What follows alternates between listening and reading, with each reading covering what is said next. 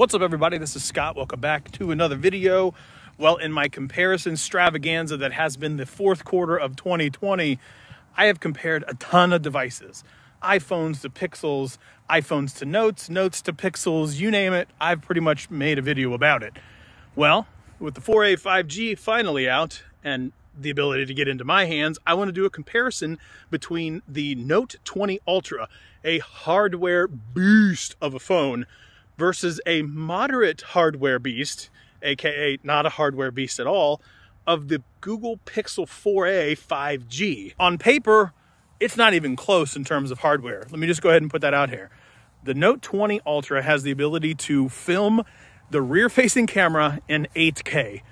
I'm not going to record in 8K because nobody can watch in 8K. As a matter of fact, statistically, most people watch YouTube in 720p, not even 4K, not even 1080p for that matter. But I'm going to record this stuff. This is 4K, 30 frames a second on the front-facing camera out of the Note 20 Ultra, and this is 1080p, 30 frames a second out of the Pixel 4a 5G. The stabilization that you see me walking around is what it is. I got to be honest with you. I think the stabilization on the Note 20 Ultra in camera where I'm looking at it looks better than the 4a 5G. Doesn't mean the 4a 5G is a slouch. I just like the way that it looks. But I will tell you this, in camera, the way I look in the Note 20 Ultra in terms of the colors, I hate it. Hate it. It is way too much. The HDR is like HDR. Way too vibrant of a color. That is not real life. This grass behind me right here in Ohio is not that green 2 or 3 days before December. This is not real.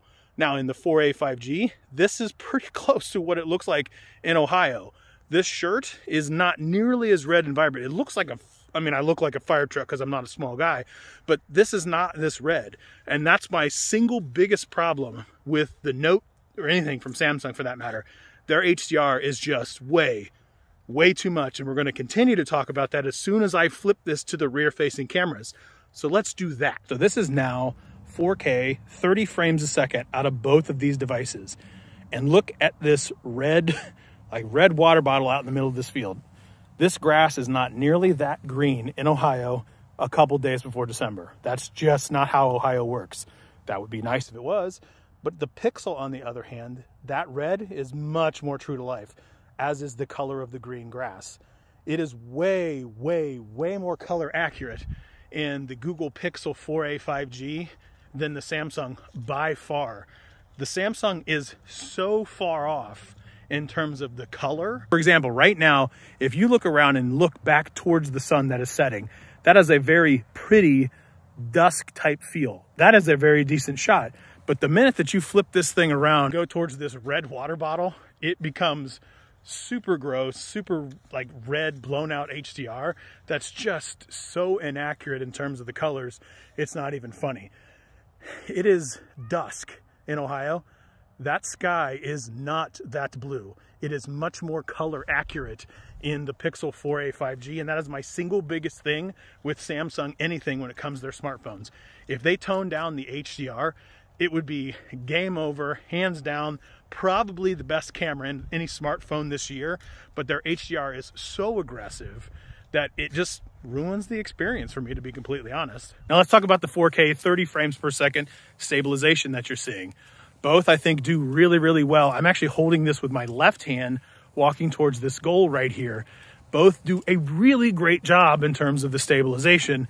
The 4a 5G just doing a little bit better because of the black magic that evidently Google signed up for. I don't know how they've pulled that off in 2020. So with that said, and we're running out of daylight here, let's flip this around to 4K 60 so you can see what that looks like. I actually just now realized that I had been filming 4K 60 in the Pixel 4a 5G the entire time, and without me redoing that entire take where I went on a rant about HDR color, I'm not going to do that. So here is 4K 60 versus 4K 60, both sides of the fence. Stabilization looks great in both. I actually really thought the stabilization, what I thought was 4K 30 with the Pixel 4a 5G, actually turned out to be 4K 60. So my bad, but somehow it still magically beat the 4K 30 out of the Note 20 in terms of stabilization. So as we walk back towards this building right here, and again, I'm not walking overwhelmingly slow, stabilization looks great in both of these. Again, if the Samsung Note series could get their HDR under control, man, I gotta tell you what, it would be ridiculously close, because some of the pictures that you can take out of the Note, that's really where it starts to draw pretty close to even, and in some cases even better than the Pixel 4a 5G. So let's take some shots so you can see that.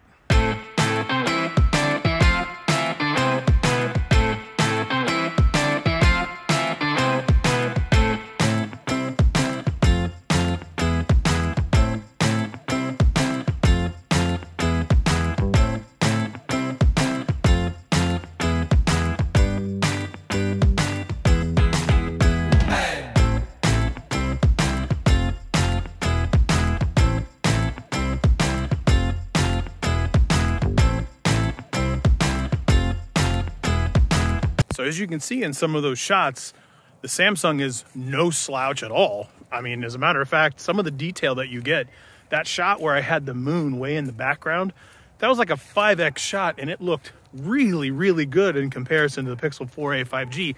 In my opinion, I would lean towards the Samsung for that particular shot. I thought the HDR on the portrait mode for me was just, it was just too much, man. It was like, those colors are just way too much.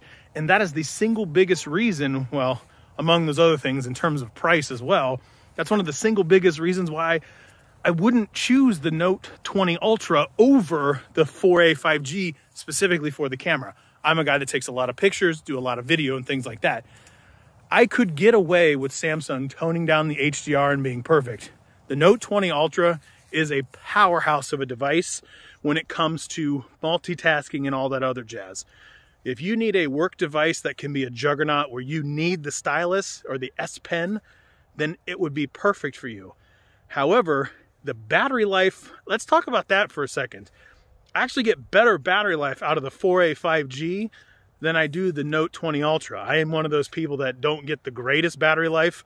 I don't need 8-10 hours of screen on time. That's not what I'm talking about. But I feel much more confident when I'm with the 4a 5G and need 5.5 hours of screen on time.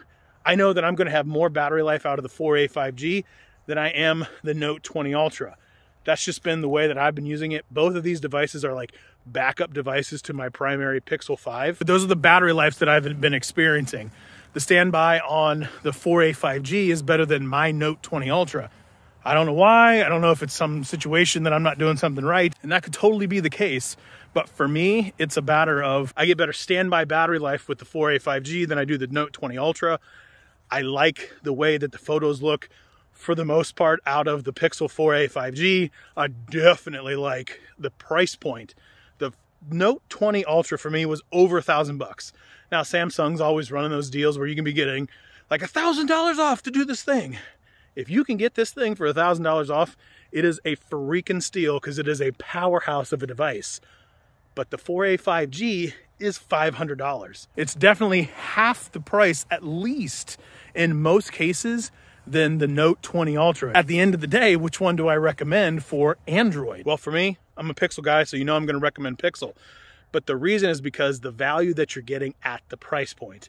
For me, the Note 20 Ultra's pictures and video is just way oversaturated.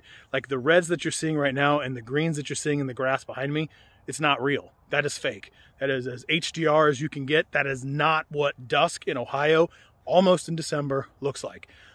Dusk in Ohio in December, the way I'm wearing this red sweatshirt, is actually closer to the Pixel 4a 5G, almost identical to that than what you see out of the Samsung device. That is one of the biggest reasons. If they could tone that down, that would be so much better. And I can already hear people in the comments like, well, you could just use the pro mode and blah, blah, blah. Like, look, I'm not going to do that. This is literally turn the camera on, hit the go button, and see what I get. And this is what you can expect. So at the end of the day, my big rant comes to, which one am I recommending? I'm recommending the Pixel 4a 5G, hands down, before I would recommend the Note 20 Ultra. But if you like the Note, that's great for you. For me, I'm recommending the Pixel. So that's it. That's all I have. As always, like, share, subscribe, thumbs up, leave a comment below. we will see you next time.